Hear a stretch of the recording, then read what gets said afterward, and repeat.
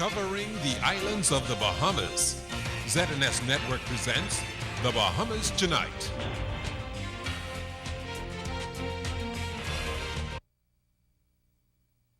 The following portion of the news is brought to you by McDonald's. McDonald's, I'm loving it.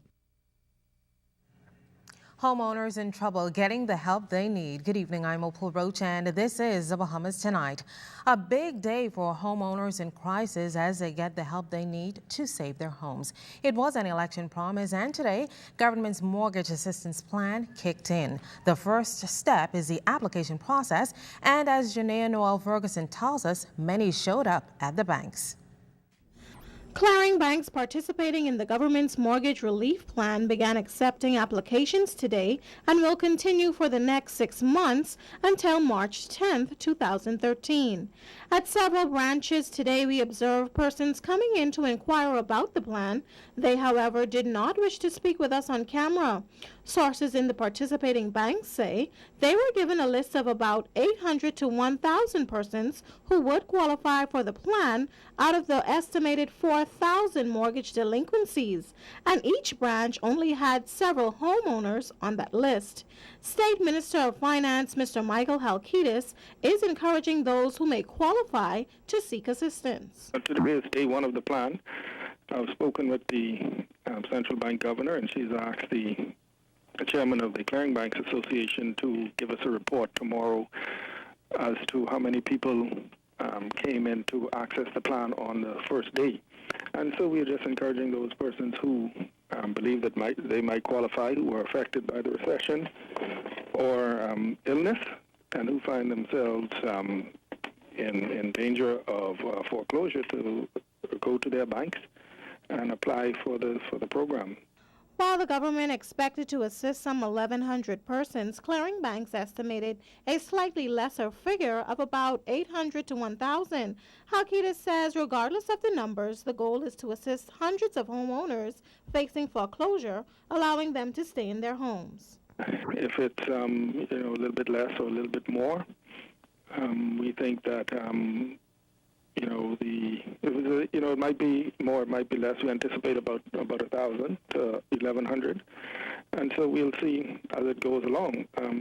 The Prime Minister also indicated that we will have an opportunity to, over the coming weeks, to look at the plan and to make an assessment as to how well it's reaching those who are in need of it. And we'll make the necessary adjustments, whether we need to expand it or relax the criteria a bit. But we anticipate that, if we can help 1,000 people stay in their homes, we think that it'll be a tremendous success. Now those applying under the mortgage plan will have an opportunity to appeal to a panel if the application is denied. Janaea Noel Ferguson, ZNS News Network. Well, a nightclub shut down over the weekend for its illegal operations, and today the operator and a number of foreign workers faced a magistrate. Fern Curie was in court for the arraignment. 9 women and a man arraigned before Deputy Chief Magistrate Carolina Bethel and the Nassau Street Magistrate Court this Monday in connection with that raid at Coco Cabana nightclub on Saturday. The group, including the club owner, were among the persons arrested after officers from the Central Division shut down the club located on West Bay Street near the vicinity of the former Sand Trap Bar. The 9 women, believed to be foreigners, are accused of being strippers. In court, the women, who range in age from 20 to 37, were all charged with committing acts of gross indecency, which means they danced in the nightclub while partially nude. All of the women, except 28-year-old Stacey Ann Andrews, pleaded not guilty to the charges, while 28-year-old Doreen Taylor and Chattel Hill pleaded not guilty to prostitution. Hill also denied she tried to deceive a female police officer by giving her a false name. However, 20-year-old Relicia Pete admitted that she was engaging in prostitution. Owner of the Coco Cabana nightclub, 44-year-old Dennis Halamino, also pleaded not guilty to allowing his club to be used for partially nude dancing without having a license permitting him to do so. Meantime, 5 of the women were also charged with overstaying their time in the country and possession of a forged document. They are expected to be deported. The case has been adjourned. For ZNS News Network, I'm Fern Carey. Also from the courts, 25-year-old James M. Brister, also known as James E. Peanut, wearing the blue shirt, facing a murder charge in connection with the death of Jasmine Roberts. The victim was gunned down on Majors Road in Yellow Elder Gardens last weekend. And Brister was not required to enter a plea and has been remanded to prison. The matter will be fast-tracked to the Supreme Court, eliminating the need for a pretrial in the lower court. Also in court today, a 15-year-old was remanded to prison on a murder charge. He's accused of killing Elijah Roberts last month in Yellow Elder Gardens. And two 17-year-old males were also remanded to prison in connection with the shooting death of 19-year-old Houghton Lloyd. The victim was gunned down in May in the Key West Street area. The teens were not required to enter a plea, and the matter will also be sent directly to the Supreme Court. In court today, the teens also made claims of police brutality. Well, 21-year-old Ricardo Davis was denied bail and remanded to prison today after being charged with armed robbery in the Nassau Street Magistrates Court.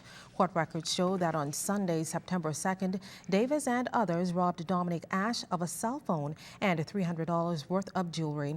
Davis is also accused of attempting to rob another man on that date. He was not required to enter a plea, and a voluntary bill of indictment will be filed, which means a preliminary inquiry won't be held and the case will go straight to the Supreme Court. The case has been adjourned. From the crime beat, police taking a number of guns off the streets this weekend. Yesterday, they found a handgun and ammunition in the Culmersville area. A man reportedly threw the items into a car when he saw the officers heading his way. He escaped. Over on Roosevelt Avenue and Cab Road, authorities found a high-powered weapon wrapped in a plastic bag. This discovery was made following a tip. No one was arrested, and authorities are searching for the person responsible for shooting 29-year-old male of Augusta Street. The victim was in front of his home on Sunday morning when the driver of a white Honda Civic pulled up and shot him multiple times. The victim is hospitalized in critical condition.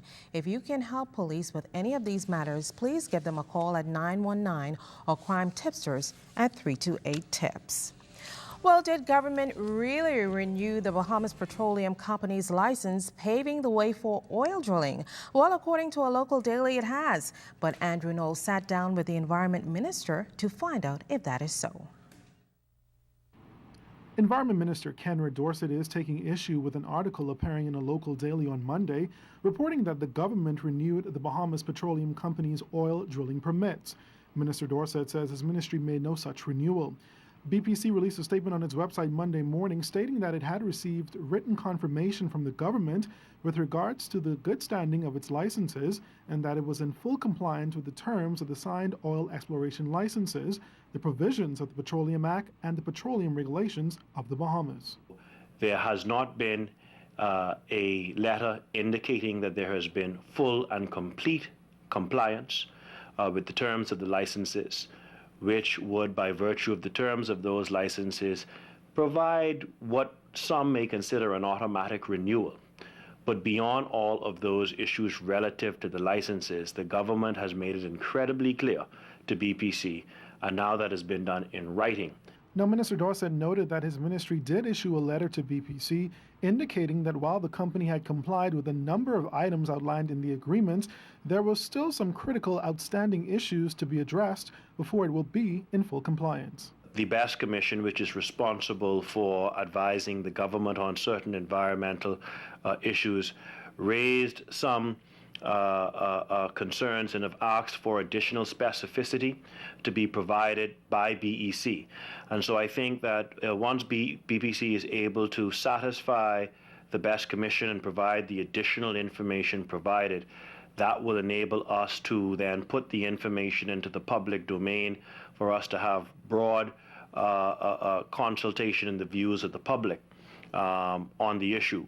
Minister Dorsett says the letter also reiterated the government's position on oil drilling. The question of oil drilling in the Bahamas is one that is going to be put to the people of the Commonwealth of the Bahamas, and that a referendum will be held to ensure that the government, subject to the will of the people, will know whether or not we're going to advance oil drilling in the Bahamas or not. And as for when the referendum is expected to be held, Minister Dorset anticipates the Prime Minister will set a date within the coming weeks. Andrew Knowles, ZNS News Network. And coming up, we take a look at the issues from the first full week of school. Stay with us.